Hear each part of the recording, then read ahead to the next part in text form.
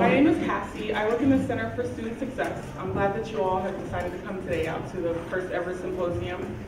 Today we're going to have a couple of valuable topics, workshops, and a keynote speech today to help you with your academic endeavors.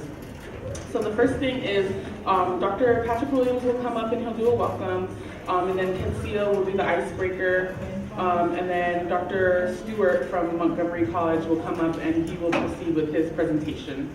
And then after that we'll go up to the commuter lounge, we'll get our lunch, and then we'll go in the commuter lounge and we'll hear a speech from Mr. Fisher. So I'd like to ask Dr. Williams to come up to the stage. Welcome to our students, all of you. I know it's a little cold outside, but I'm sure you're warm in here. No, you're not?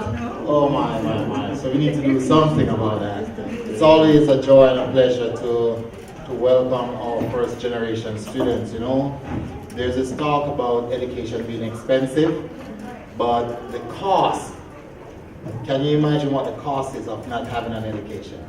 Yeah, you know, that's something else that we don't even want to try to put a price tag on it, because it's far more expensive not to have an education than to have a college education.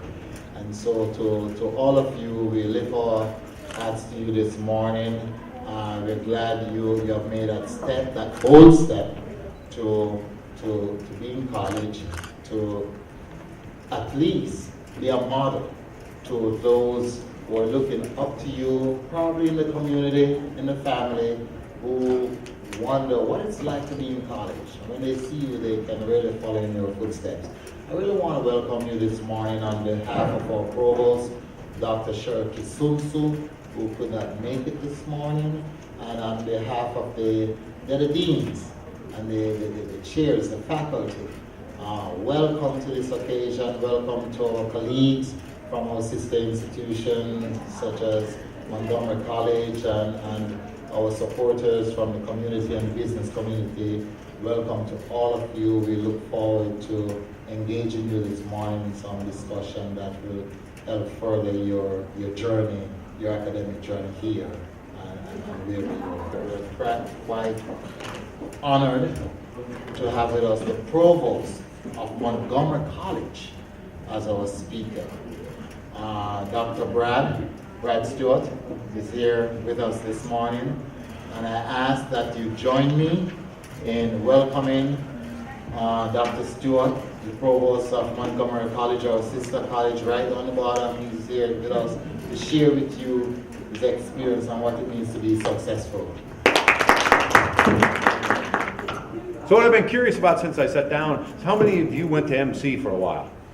Were any of you my folks for the last 9 years? Over here on Fenton Street. No? Okay. Geez. Well, at least you won't have heard the same jokes that I might tell. So, thank you all for coming very much. My story starts in a place called Lorenz, Iowa in 1963. I was 9 years old. And I took a standardized test. It was called the Iowa Test of Basic Skills. You know, where you fill in the bubbles and stuff like this.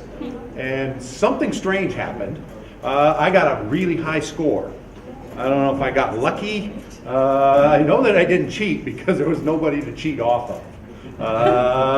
Or anything like that. But what that did was trigger something in Lorenz, Iowa, where there are 1,700 people.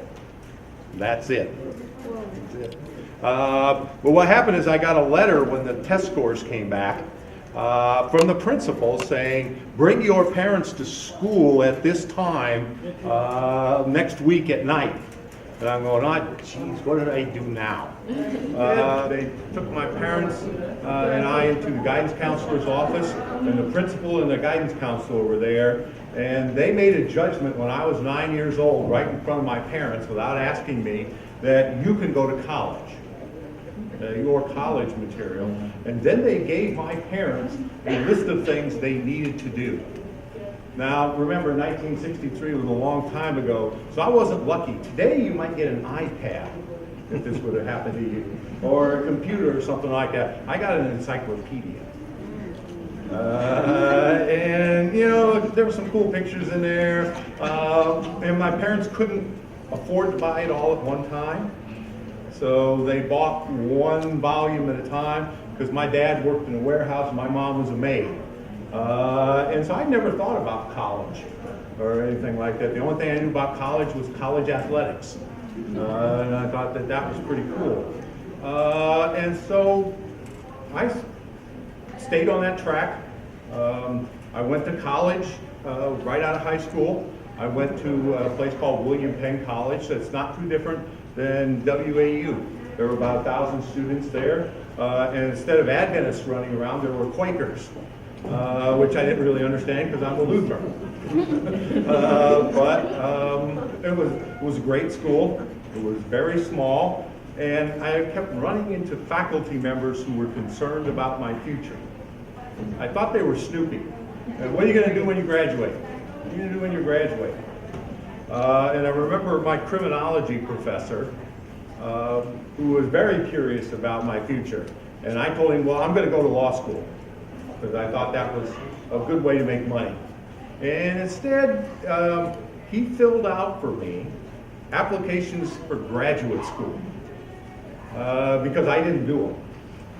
But he got the applications, he filled them out, he made me sign them, and submitted them to larger universities in programs in sociology and in criminology. And I got in to several of them. I also got into law school. But the bill for law school was $5,000 for the first year's tuition, and I didn't have it. And the graduate schools were going to pay me to come and teach, to be a professor. And so I went, I became a graduate assistant, and then they kicked me out after 6 more years of college. I loved college. I was there for 10 years in a row. It was fun. And I didn't want to leave. And so I didn't leave. I became a professor. And so I worked in large research universities, but I wasn't really happy. And I worked in what they call public Ivies, Miami of Ohio. And I didn't fit. I didn't fit in there. Then I spent 11 years in a Catholic liberal arts university, and I kind of fit in there, but I didn't. I didn't fit because I was a Lutheran, and I bumped into a stained glass ceiling eventually. You can't be a vice president at Catholic college if you're a Lutheran, or at least you can't be at that one. But what I found there was a group of students who were like me. I found a group of first-generation college students that the University of St. Thomas was recruiting to diversify its student body. So they dreamed up this great idea that somehow Catholicism trumped racism. And so they went to Detroit and they went to New Orleans and they brought about 10 students, all male, from each place and dropped them in the middle of Minneapolis and St. Paul, Minnesota. They didn't even tell these guys it was cold in Minneapolis. One of my advisees, one of the kids I mentored, bought 4 coats his first semester. I had to loan him money to go home on the train in New Orleans because he spent all of his money on clothes because he was freezing to death. But those kids taught me something very important, but I didn't have a word for it. And then I left St. Thomas and I went to work in the University of Wisconsin system. And I got to work in that community in Milwaukee on the south side with a bunch of Latino students. And pretty much the same thing happened. We went to their community center and offered classes first. And then they came to our campus. It worked out well. And I loved working with those kids. It was my favorite thing to do. And so when I got a chance to come to Montgomery College, I said, I need to go to a community college. That's where I belong, where almost everybody's a first-generation college student. And since then, for 9 years, I've been working on how to make first-generation college students more successful. And so that's what some of you are here today. And don't worry, I've brought something that will help a little bit. Oops, wrong one. Nope.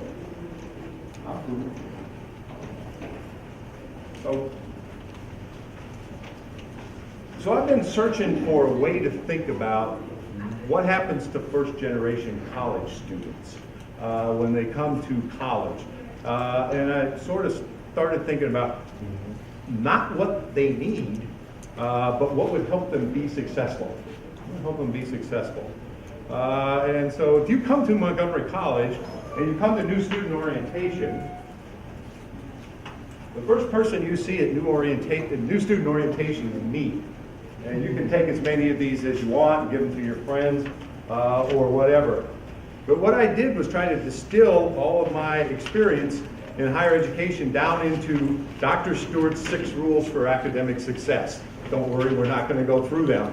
But what I was trying to do is provide our students, and I did this last night, a new student orientation session for this semester, is with a word that sociologists call cultural capital.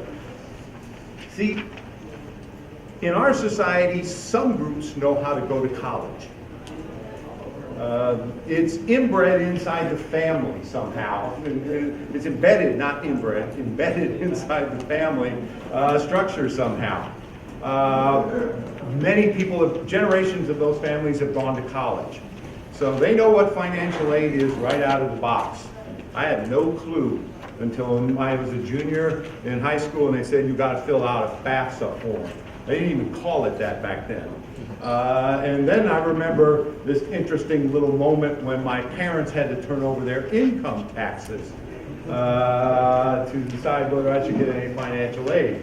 Now it turned out that that income figure was low, and so that meant I got scholarships and other things to go to college, but I think it was really probably an embarrassing moment for my parents.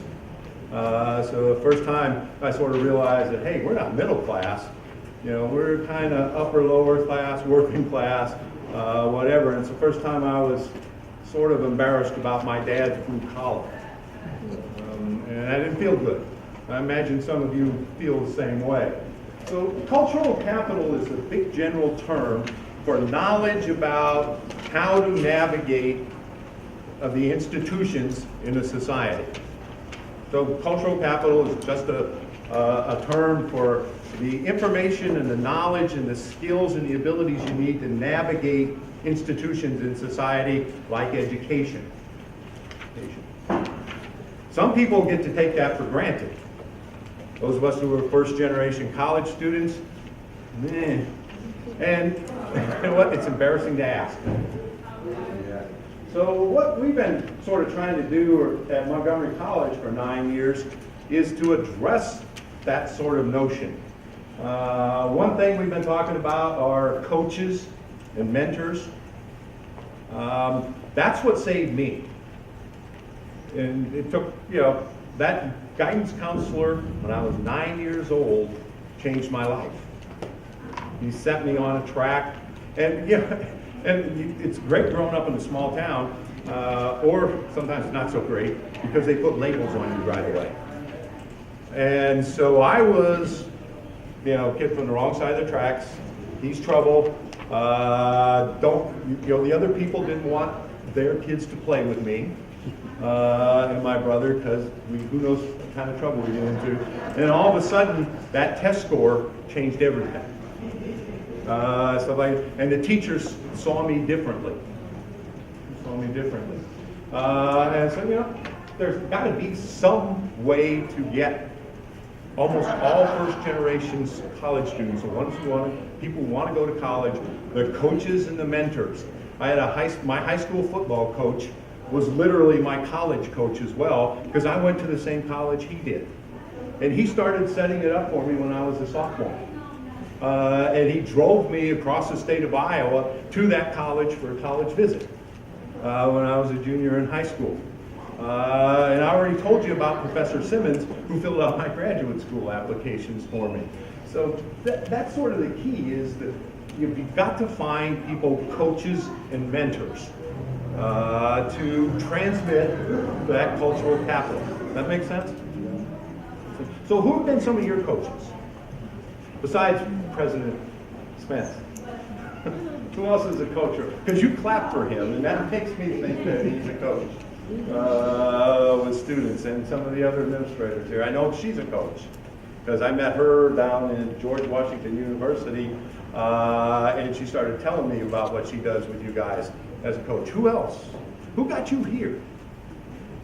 Her name is Dr. Sophia Ward, and when I first got here, I was kind of intimidated about the fact that this would be a private institution, lots of money. How am I going to navigate? I went to public school my whole life. I've been Seventh-day Adventist, but never really went to any academies. I never had the chance to, because I'm first generation, you know. So anyway, so coming in here, she kind of sort of kept me motivated, kept me here, even when I wanted to leave. I wanted to leave several times, but she kept me here, and a lot of other people, they really did help, you know, keep my spirits up, because things got really tough financially and different things like that. And now that I'm graduating in May, she's paying for my grad school application.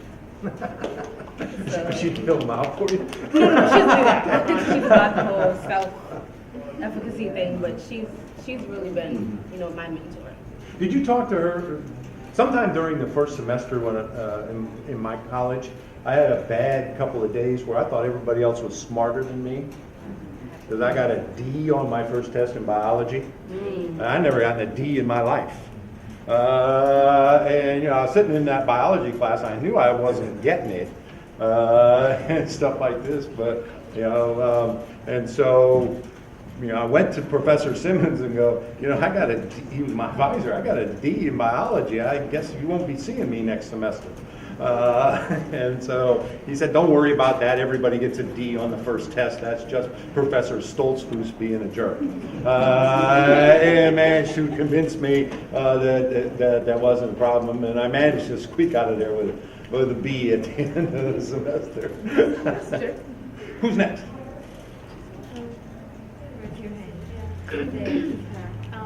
I'll get you next. In high school, I live around here. So I went to public school, and growing up, I had a tough childhood. It wasn't also great, and so my the social worker that helped, because there's 7 of us, and I'm the second youngest, and so she kind of wanted to push us into excelling in school. That way, we could, make more of what my parents couldn't be. And so from probably around 10 years old, she followed me, and so I got to high school, pushed me to join clubs, do well in school, and I'm so grateful for her, because if it wasn't for her at an early age, I guess I don't think I would have been exposed to going to college or just jumping into college, because my siblings didn't go to college. They just, they're working now. They want to go to college, but as soon as you go into the workforce, it's hard to get out of it. And so, I wanted to break that barrier between, So I'm here now as a biology major. Hopefully, I know financially it's difficult, but like you said earlier, the expense of not going to college is more greater. And you get the last word. I was in this program called Talent Search from the University of Maryland, College Park. I had a mentor. His name was Mr. Kane. Okay. He usually take us to colleges, campuses to see what's going on, and they used to help us out with applications, and they took time to actually sit down and talk to us, which was very inspiring to me, and it motivated me even more to want to come to college.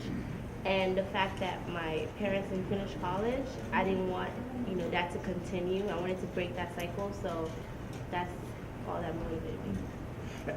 I like the family stuff. You made my job really easy. But next to the bottom one there is, one of my ideas is somehow we have to, when we're interacting with first generation college students, we have to get the message across to them and their families that the whole family is going to go to college. And that's the kind of stuff I think where we can really sort of intervene, where we can make college for families. We're trying to do some of that at Montgomery College. We're kind of sneaky. We like to recruit students and their families.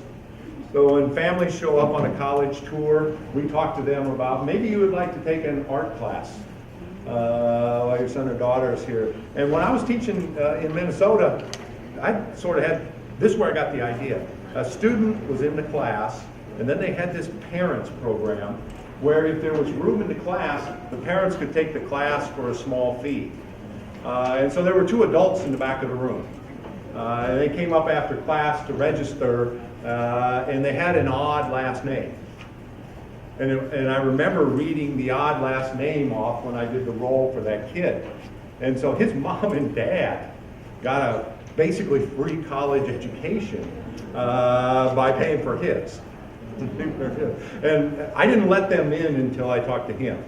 I said, your mom and dad want to be in this class, you cool with that? Because that would not have been cool for me. And stuff like this. But he loved it. They all sat in the same table in the classroom. They all dissed each other about who got the best grade on the test, everything like that. The husband would always get low B's, and he'd say, that's because I'm paying all the bills. Remember, I got a real job. And mom always wanted an A. She was one of those students who would come up and fight over a multiple choice question. So it was kind of interesting. But somehow we have to get families in it. And what I really came here for, and what's the title on the thing here, is I'm excited to share with you what we have been up to for a few years here at Montgomery College. Here you go. So we have finally put together a program aimed at first generation students. We kept trying to find ways to work with Montgomery County Public Schools and the University of Maryland, and we have lots of great partnerships and stuff, but something was missing. So a few years ago, we got a new president named Darian Pollard, who was kind of a force of nature. And I gave some conversations with her about these same ideas, and then we came up with something called Achieving Collegiate Excellence and Success, or ACES. And what we're decided to do is not to make this coach thing accidental. Because my coaches, I kind of got them accidentally. You got yours kind of accidentally. People were watching for you and stuff like this. So starting last August, we put 10 coaches in 10 MCPS high schools, and they're looking for you all, or students like you all, to recruit. And if you'll notice that, the first step there and stuff like this is we're recruiting the families too. So, you know, we start telling the families in 9th grade what it means to get to college. And kind of what I'm here for is I want you all to graduate, even in biology, because I need a lot more ACES coaches. Because we need more in each of these 10 schools, and there are 15 other MCPS high schools, etc. And if you think that you want to work with students who are first generation and stuff like this, when you graduate and when you get your first graduate degree, come back and see Brad. I got my cards up here. I'll give you one. I will mentor you, or I will coach you through graduate school because this is what I believe in. My wife says I'm married to the college. That the 7,500 kids over at TPSS are our children. So we need to recruit families to get those students. So that's what we're trying to do. Any questions, any comments about what I was talking about? Anybody think I'm wrong and I'm on the wrong track? Because tell me, I need help. Did I forget anything? Is there anything I should add? Oh, White House. Yesterday, the president of the University of Maryland system, one of our partners in ACES, his name is Britt Kerwin, went to the White House. He got invited down there along with 100 other college presidents and about 40 other people. And he took those with him. Because each college president was supposed to share what they're doing to help first-generation college students and low-income college students get to college, low-income folks get to college, and so he talked about ACEs. White House in 2014 for the ACEs thing. Just a little brag. I couldn't resist. So, other questions? Is it lunchtime yet? No. Nobody has any questions? Okay, let me find my card.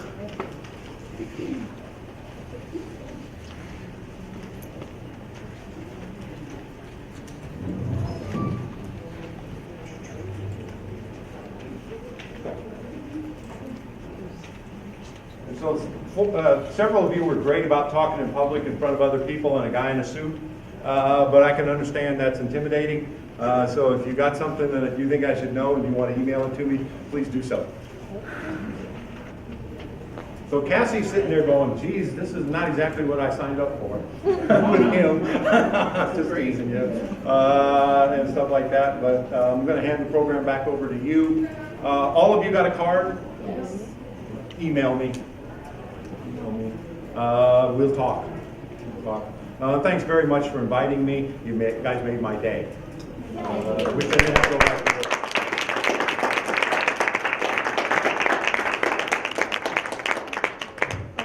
Thank you very much for doing your presentation, Dr. Brad Stewart. We have a little gift for you before you sit down. Just to say thank you for the presentation and for telling us your story. Thank you.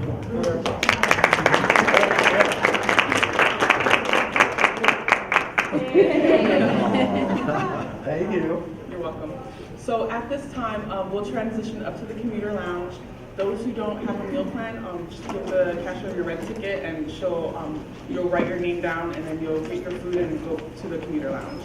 And it's all set up there. So we're transitioning up there. Thank you everybody for joining us today. Thank you for coming to the luncheon portion. I'm going to introduce Mr. Joe Fisher. He is the CEO and founder of First Generation College Bound Incorporated, and they assist families in getting their children to college from high school, and they follow them all the way to the end of when they're done with college. And so we actually have a student here who came through the First Generation College Bound Incorporated, and her name is Nancy Kojo. She's right over there. Wave hello. So at this time, Mr. Joe Fisher is going to come up and do his presentation. I will, Joe Fisher, First Generation College Bound, CEO and founder of First Generation College Bound. I founded the organization 24 years ago. And I did this I knew I was taking on a major task. You need to know that. And I just want you to know that while I did create this program, I had been teaching in the Howard County Public School System for 13 years. I had been coaching at Catholic University as well for about 12 years. And I got a chance to see a lot because of my own personal experience in terms of students with my background, which I'll share with you, not having the opportunity to go to college. I was very fortunate. And I heard Dr. Stewart speak earlier about his experience. You can see we're extremes, but same situation. And they're gonna sort of tie together. So today I do want to give you a message to help you in terms of, to reinforce what Dr. Stewart was saying, and to keep you moving forward. That's my goal today. So I'm going to go ahead on and I'm going to play this video because I want you to know, when I started this program, I walked in this housing community that I studied in Laurel for years. It was similar to mine, but on a smaller scale. And I went in knocking on doors, and they thought I was a minister. Imagine on a Sunday at that. And I said, I'm here to help your child to go to college. And okay, they're not ready yet. I said, that's okay, but I'm here to do that. So I said, but that's okay, I'll be back. And but I did what I could the first year. And I noticed when we started, we didn't have that many. But anyway, I knew the task I was taking on. This is a national issue. It's not just Prince George's, Montgomery County, and your college issue. It's a national issue. Everybody's trying to figure it out, how to get it right. And we've been hitting and missing.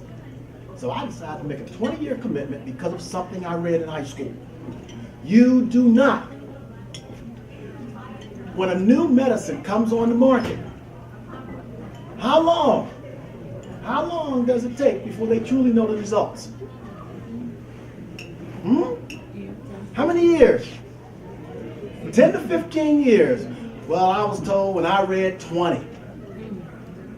And so I made a 20-year commitment to this community because I knew there was potential there.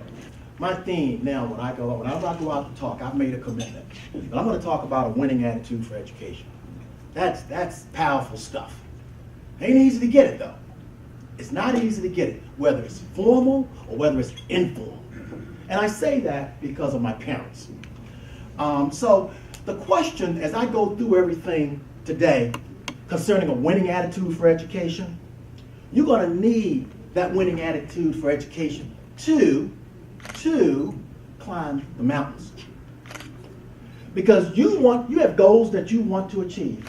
But I'm going to tell you, whatever goal you're trying to achieve, you're climbing a mountain.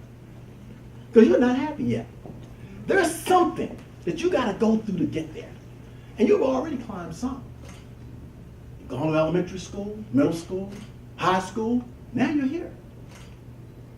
You know, so I just want you to understand that you're going to have an attitude, a winning attitude, to really get to where you want to go and have success. You got to be able to climb those mountains.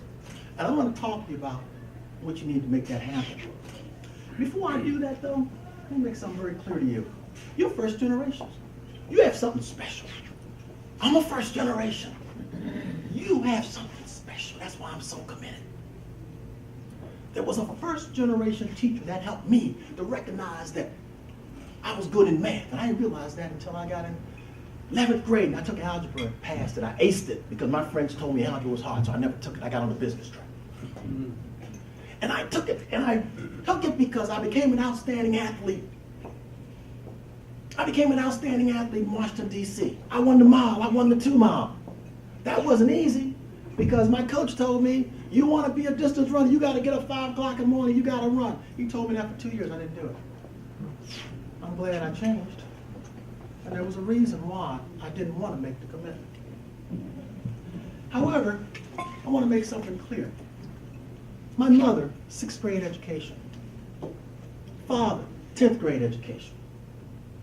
My mother, let me go to my father first. My father, hard-working man. I grew up in Southeast Washington, D.C. One of the largest housing projects. I didn't realize that until 10 years ago. 10 years ago. And he would get up 5 o'clock in the morning and go to work. But you know, he had 8 kids waiting for him when he got home. And he was a seasonal worker. Can you imagine what that's like to be a seasonal worker? When you can't work and your kids are asking you for stuff. That's not easy. But my mother would be there and he would be upset at times and he would be upset about some stuff. And she was a nurturer. She kept us all together. She prayed. She kept us in church. And it was hard for him. And there was about 90% men in our community during that time. Every household was about 90% men and women in households during that time. But I can remember those challenges. We grew up, 8 of us, having a hard time with my dad. I'm so glad I went to college. Because you know what? We grew up, oh my God, Dad we got to get out of here. Well, they were very successful. We did get out. All 8 of us left the housing community. We're all okay today. And my mother was working with us at home, had us involved in the church, doing all this other stuff. My dad was working hard. And there were times when things weren't bad. They were so bad. There were times things were bad. I remember my mother giving me $1 and said, son, I want you to take this $1 and go pay the rent. I'll never forget that. Keep us out of trouble during the summertime. Anybody worked from the country, worked in the fields in here before, back in my generation? Working in the tobacco fields, all that? Yeah, my mother used to send us down the tobacco fields down in Charles County. You know what motivated us to go down there? How many of you drive a car? How many of your parents say you want to drive the car? You got excited and want to drive it? I don't have too many of you in here. Your parents? How many were excited to get your driver's license? All right, that's what I'm talking about. All right, so our motivation for going to work at the tobacco field was being able to drive the tractor. That's why we did it. And it was a lot of hard work, though. We didn't like it, but we did it. But it taught me discipline. It taught me hard work. And it helped me to really decide what I wanted, and it wasn't that. I didn't want to work in that field the rest of my life. My wife worked in the cotton fields. One day. One day. And so she moved on, and she ended up, she was down in North Carolina. My parents sent her down there during the summertime. Well, I just want you to know, yes, my father passed in '78. My mother, I want you to know, after we all finished high school, my mother went back and got her GED at age 52. My mother had a PhD in wisdom. How many heard on the news about Santa Claus getting shot New Year's Eve with a pellet gun? Anybody heard about that? Raise your hand. He got shot with a gun in Southeast DC. That's where I grew up. Oh, you heard about it? Yeah, I heard about it. Yeah, you heard about it. He got shot New Year's, Christmas Eve with a pellet gun. And you know what? Everybody going, that's a shame. And I'm going like, my mind's always going. That was in the community where my cousins lived, the other housing project. It was tough then, and it's tough today. And every time something goes on in that community in Southeast, I know, trust me, I know sort of why. I didn't want that. And all I could think about was how those kids are expected to go to school and do well. How can they focus on doing well when they got to worry about that kind of stuff? That's what I had to do. I had to worry about that. So I want you to know that the way we overcame that was that my mother, again, kept us involved in different activities, and in the community and the church and things like that, in that structure situation. But she also raised us with character. That character piece is important. How many of you sing in the choir? How many of you sing in the choir in the church? Okay. How many members of clubs? How many do sports? Oh, yeah, sports programs here. All righty. Those kind of things are teaching you something, giving you that discipline and structure to succeed. They also help you to recognize your talent. I went to Catholic University. I was not supposed to go to college. You need to understand that. Dr. Stewart, you said that you scored high on the Iowa test. I was just barely trying to pass. Dr. Martin Luther King, when he was assassinated in Washington, D.C., the colleges was trying to figure out to give kids, African Americans, an opportunity to go to college. I was one of 30 kids interviewed to attend Catholic University. I wanted out. I wanted out. I wanted out. Do you know, just 10 years ago, I graduated Catholic in 1975. Do you know, just 10 years ago, my friends told me, my teammates told me from Catholic University, do you know why we didn't go home with you? You lived in a bad neighborhood. But I'm proud of where I came from. Because that's why I can reach out to help the population I want to help. I was getting trained and didn't know it. Yeah. That's why you all are so special. You don't realize that. Nancy will tell you, I got a call, and I went over in Laurel, Maryland. Somebody told me this young lady over, in the community where she lives, and she has all this potential, and blah, blah, blah. Can you go over there and talk to her? My wife and I got in our car. We drove all the way over a community, 20 miles away from where we live, sit down and talk to Nancy to get her on the right track. Is that right, Nancy? She remembers that. We made a commitment to her. And here she is, and we've kept track of her. I talked to her mom last night. Got a care package? Mm-hmm. Got a care package. And come to find out she'll be graduating this June. Next June. And we were talking about that, and we're like, it takes that. So, but I know whatever she's going through, she's going to be a major asset to society.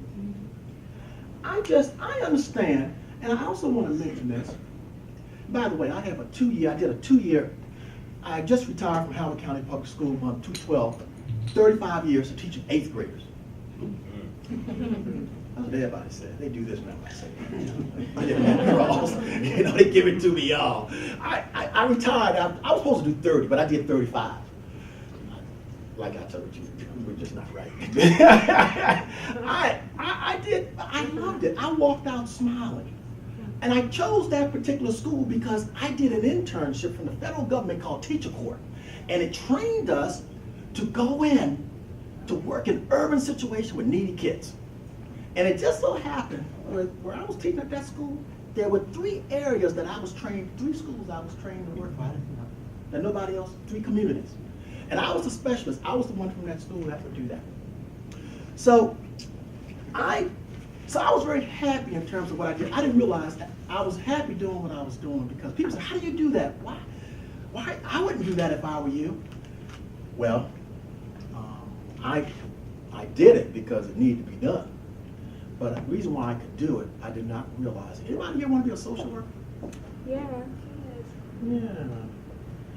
I didn't realize it, but you know I had been teaching all those years, didn't know that I was a social worker in school. Yeah. Our public schools need social workers. We got so much stuff going on in these homes, it's crazy. But we need to know teachers can't do it all. And that's why I created First Generation College Bound. The schools can't do it all. Kids go home today, it's not like it was when I was growing up. You pick up the phone, you call, you get somebody, right? Yeah. No. You might get the kids, might get the mom, depending on the cell phone number you got. Things have changed. But I did not realize that. But it kept me happy because I was willing to do that. I'm not a trained social worker, I was a trained educator. I think it's important. So I have a master's degree in urban education. I have my bachelor's in elementary and I have my master's in urban education. And I've been coaching at Catholic University for 30-some years now. I'm still there coaching. I'm still coaching at Catholic University. And I'm an NCAA All-American, by the way. I could run. I could run a mile in 4:15. I could run a quarter in 48 seconds. I could, it can go on and on and on. Now, I was blessed to be able to do those things. But let's come back to something though. So I had many mountains to climb. And by the way, I went there on a scholarship. And this is what you need to know. And this is why I created First Generation College Bound. This is part of one of my goals in the organization. How many of you are athletes? Were athletes in high school? Raise your hand, get them up. How many of you was trying to get an athletic scholarship to go to college? Possibly. Raise your hand, keep them up. Okay. So, listen to this. So I got an athletic scholarship to pay for my room and board at Catholic University. Come to find out, they said to me, you couldn't have both my freshman year. You got to have the scholarship or this. So I took the scholarship. Come to find out, I talked to the financial aid director. That's why you need to get to know people on campus, professionals on campus. You need to know what's going on. Yeah. I'm telling you, academic services, financial aid, whatever office you can get, whatever instructor you can be a friend with. He said, son, this is the way the formula works. I said, okay. He told me. So you know what I did? Next year, I gave up the athletic scholarship because my coach needed more money. I took the other money, and my financial aid package was the same because of the formula that the school had. My mind had been clicking ever since 1975 when I graduated Catholic University, which helped me to create First Generation College Bound. So, for example, when I look down, some of you have concerns. You're facing some mountains right now. Some of you have issues with your classwork. You got to do that. All right, you got some challenge. That's why I asked the question down there about seeing your teacher. That's why I was asking you that. Some of you are dealing with time management. Time management is a serious issue when you're going to college. I'm glad my mom and dad, they had us in structured situations because it helped me with time management. Hey, by the way, I had to go to 8 weeks of summer school to go to Catholic University. So I had a choice. Stay where I was or leave. I went to Catholic University. And I took that 8-week program. And do you know I went to Catholic University, never came home during the summer? I lived there all year round. The school knew my situation. They let me stay there. I got a job on campus during the summertime in housing. Yay. That department helped me out. Some of you have problems with roommates. Sometimes that gets to be an issue. So we get a problem with roommate, who do you go to? I had a problem with the roommate. I had to go to the right person to resolve that. Financial aid. Uh-oh. Ooh, financial aid. Let me tell you a major problem with first generation of financial aid. What's the deadline for the FAFSA? What is it? April the 1st? March 1st, April 1st, they keep changing it, right? Many first generations lose out on money because the deadline is before, your deadline is before March 1st. If you go after March 1st, you are losing your state money if you're eligible. Some of you are losing anywhere from $500 to $16,000 a year just because you missed the deadline. And that's the reason why some students leave when they don't take them along. The financial aid, you need to find out what the Maryland education deadline is. You need to find out the federal deadline is different. The other thing is, so financial aid, get that under control. That's your responsibility. Trust me, humble yourself, learn about this stuff. Your major, if you don't know what you want to major in, hey, just keep working on it. Find out what it is that you really enjoy. You're in a liberal arts school, all right? Your liberal arts school, you want to learn as much as you can. Trust me, all that knowledge is going to come in handy for you. Family, some of you are here, you got family issues at home.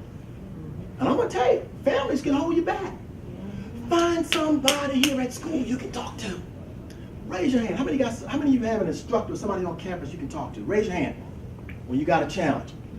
I'm going to challenge you today. When you leave here, you talk to Miss Cassie if you don't, and you find somebody you can partner with, because you're going to face some challenges. It's lonely when you want to be successful.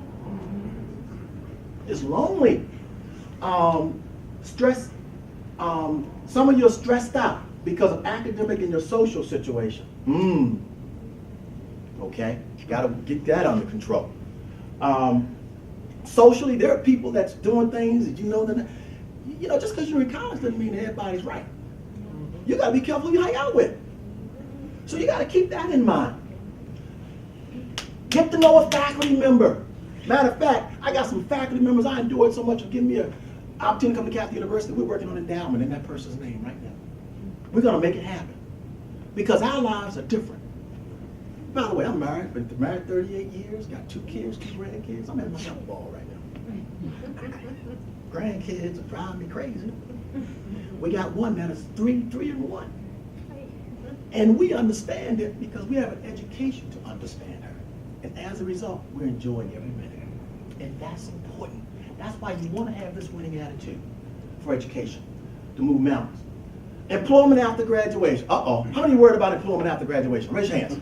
Yay! Come on, get them up. All right, let me tell you something. You're at a liberal arts. You know what?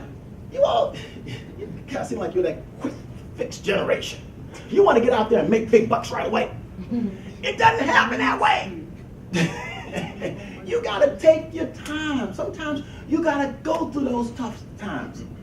When I graduated from Catholic University, I had about $6,000 or $8,000 in loans. My first job, $6,000 in loans. My first job. Listen, hold it. Wait a minute. You're going like that's nothing. I make that. Well, you got to remember when that was. My first job, I was making $7,000, and I had a $6,000 loan to pay. Thank God it was a government loan.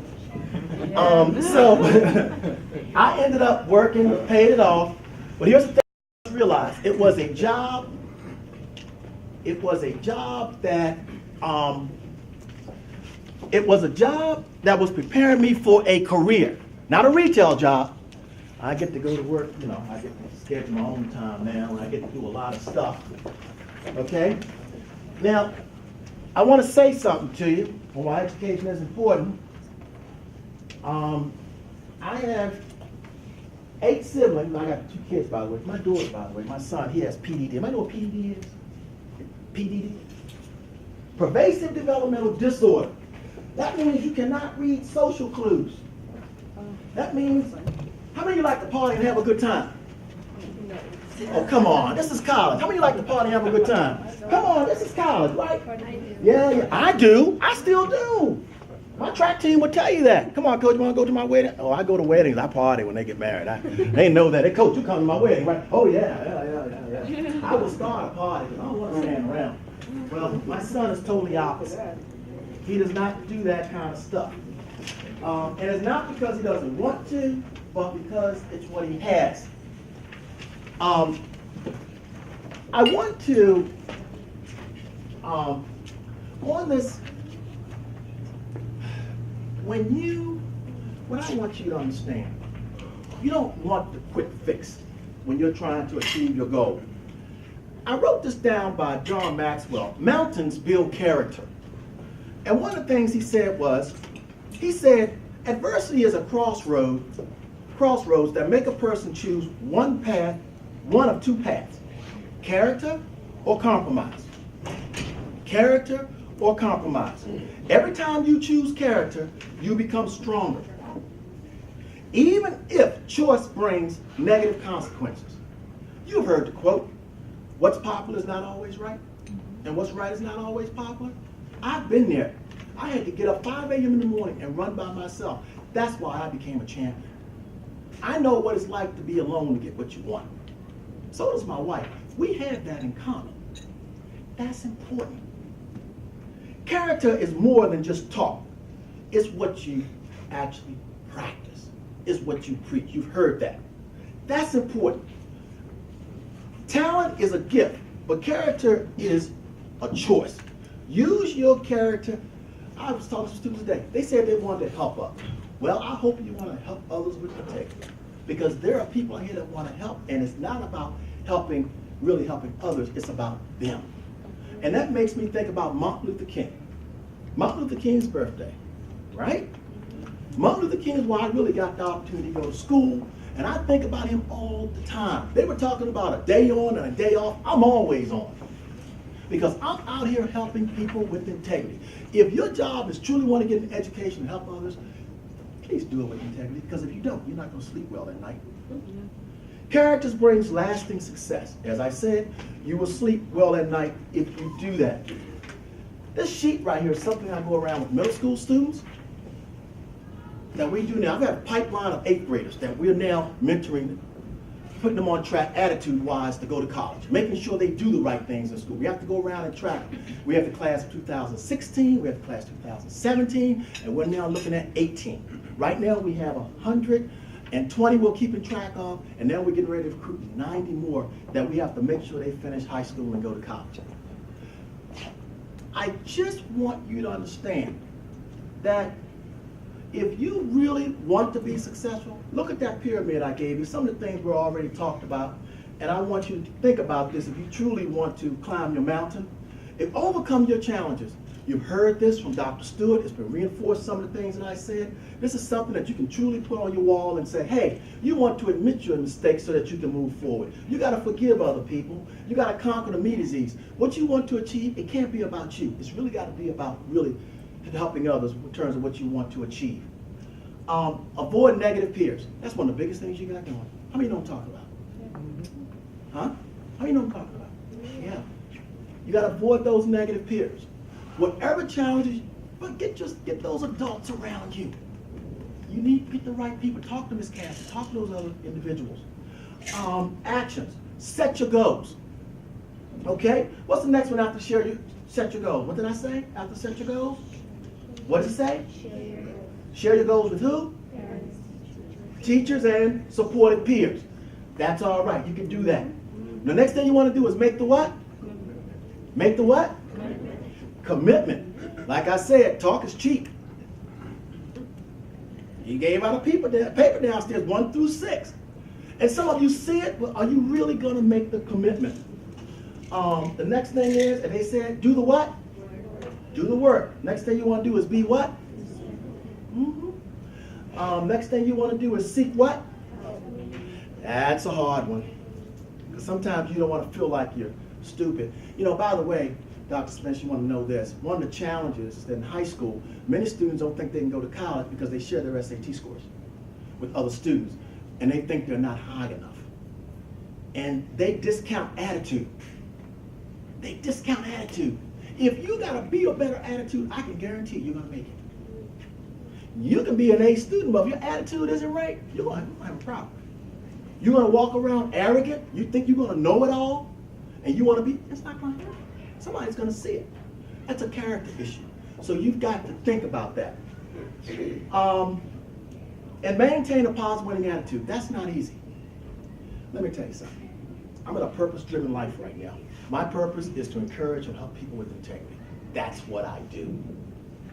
That's what I do. If you were to come to ask me a question about financial aid, I can give you some facts maybe that you need to know. Making sure that you've got everything in place the way you should. Some of you may not. Some of you may not feel like you're getting enough financial aid, or some of you feel like it's too expensive. I can tell you, you might be taking on loans that may not be expensive. You need to keep doing well in school as best you can. Don't think, stay in school. You don't want to be out, you want to have, if you get your education, you will have more control of your life if you don't get your education. That's the one thing you're going to have. You're going to have more control of your life. And the one thing I read about when Rick Edelman's magazine last night, he said that, and this is important, it relates into this character piece of Climbing Your Mountains. He said, today, they have noticed that more people, listen to this, they have noticed that etiquette now is important in terms of getting jobs. So when I talk about respect, when I talk about character, the way you carry yourself, they said there's been a 40% increase in people calling to get training for proper etiquette. Because that's important to some of these businesses. So some of you who want to go here, that's fine. If you want to go here, you got to think about that. By the way, I worked at McDonald's for a year with my master's degree. Okay? That's why I'm telling you, sometimes stay focused. Stay focused. Don't let that, what they call, don't let that, you know, if you don't get the job right, that's okay. Just stay determined, stay on track. You want to do that. So what I want you to understand is that, and by the way, if you do all those things, as far as the results, if you practice, if you want to stay in the action zone, by the way, we call that the action zone. In other words, you want to stay around people that's going to lift you and thrust you and keep you moving forward. You want to stay in that action zone. Joel Osteen said that. Stay away from the people that's going to drag you down, put weight on you, drag you into their mess. Anybody been around people who drag you into their mess? You been around that? Learn to watch it now, because that'll get you off course. They'll tell you the wrong information. I have people all the time. I'm not taking out no loans to go to college. Oh, wait a minute. Let's back up here. Let's get you the right information. And that's something we specialize in. We like to keep our clients informed. But what you want to do is, if you stay in the action zone, you're going to always get results at the top. You're going to always get results. And that's the goal. That's the goal. You want results. And by the way, we have students in this program grades 1 through 12, and we track them right through college. So the young man you saw, the state delegate, we got him in 8th grade. The young man that you saw who works at IBM, his daughter just went off the Eastern Shore this year. His grandmother, 76 years old at the time, brought him to our homework club to get him off to college his senior year. That's what we do. So I'm just here. I wanted to come speak to you all. Listen, yes, as first generations, you're going through challenge. But if you stay the course, let me tell you something. When you get to the mountaintop, when you get to that mountaintop, oh my gosh, you're going to be talking like I'm talking right now to somebody else. So, I just want, are there any questions? Any questions? I just want to come here and say, hey, stay the course, climb those mountains with that winning attitude, and I can guarantee you, you are going to be successful. Thank you.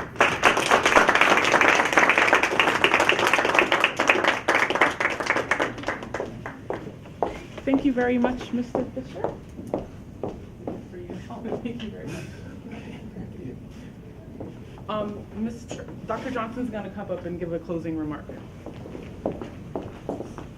First of all, I'd like to ask you to join me in giving another round of applause to both of our presenters today. Would you please stand, and you stand up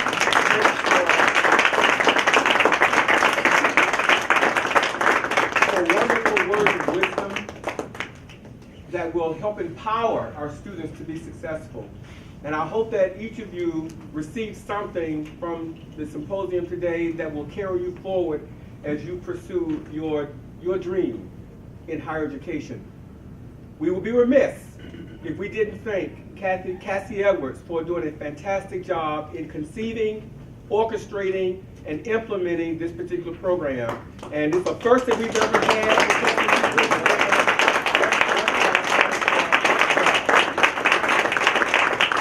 We also recognize individuals from AmeriCorps who they are actually her boss. I'm not really her boss. AmeriCorps is actually her boss, so we want to ask Lindsay Harper and Nick, got Nick in there, to please stand and say thank you for being here. And we're always excited when the president of the university takes time from his very busy schedule to be a part of the activities that we do. So Dr. Spence, thank you again for being here today. And again, I won't belabor the point. I just want to tell you that these are the kinds of initiatives that we commit to assist all of our students in their overall success. We thank you for coming and being here today. You could have been so many other places, but you've chosen to be here. And I hope that you have been blessed by the activities presented. I know that Cassie has also invited some representatives from the community. So if you would like to stand, would you introduce them real quickly? You know who's here from the community. Oh, yes. So the next thing that we're going to do is we're going to have a dessert reception where we'll network with some of the faculty and staff and members of the community. I don't remember everybody's name, but I know Mr. Ricky, he's a motivational speaker and he's here today, and we have some faculty and staff that are here today. So we'll just do some mingling activities and we'll have a little bit of fun. Does that sound good? Okay. We do have an evaluation form. We need your feedback to help us assess this program. So please make sure you get a copy of the form and submit that. Give us your thoughts, your feedback, however it is, because that helps us. Again, we want to thank you for being here. We hope that the rest of your day is very, very pleasant.